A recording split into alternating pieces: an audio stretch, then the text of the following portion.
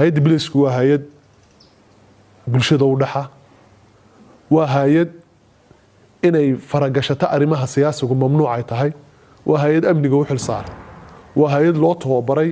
ilaalinta amniga ummadda ka ilaalinta cadawga laakiin cadow ku noqoto kuwii iyaga xaqooda ka hadlayay waa afiir iyo anfiriir kale xisbiga kah wuxuu mar labaad si cad uga hor yimid ciidanka sharafta leh ee habeenkii inoo soo jeeda maalinkii nabadgelyadeena milicda u taagan jiidaha horena jooga rule of lawga iyo law enforcementka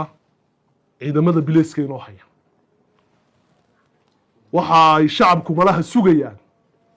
inta xisbiga ka uu oran doono Somaliland xaqiiqo jirta maaha